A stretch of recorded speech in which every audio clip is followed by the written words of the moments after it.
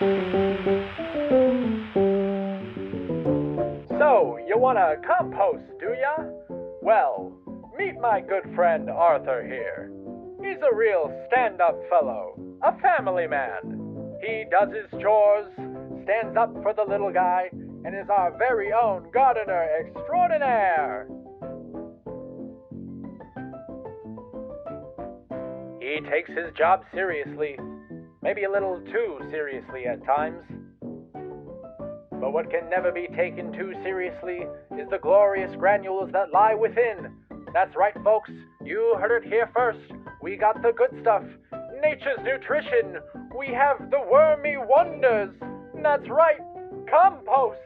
This sensational soil sustenance is rich in nutrients and often referred to as black gold by farmers. But what exactly is in this black gold?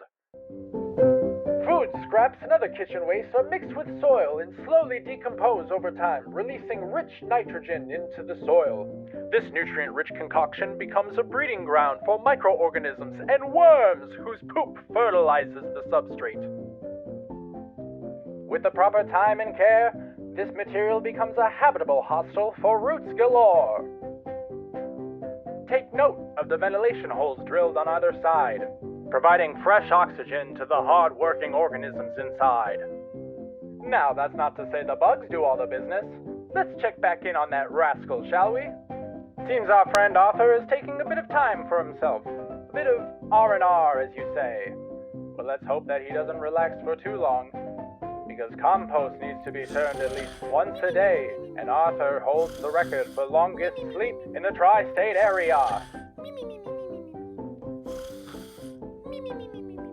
If he doesn't turn that pile quick, who knows what nasty ninnies will lie within. Well, folks, it's been 3 days. He's a little bit stiff. He checks out his pile. There's a strange aroma coming from it. His eyes are burning, but he lifts it anyway, and oh my goodness, folks, he's gone. Oh, poor Arthur. If only he knew you're supposed to chop the food into small bits before applying it to the compost. If only he knew you were supposed to add a 50-50 mix of nitrogen and other decomposable material like cardboard or dead leaf material to create a carbon-neutral environment.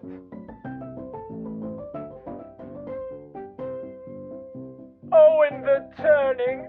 If only he had remembered to turn his compost, then he could fend off against parasites like botflies, nematodes, and other nasties.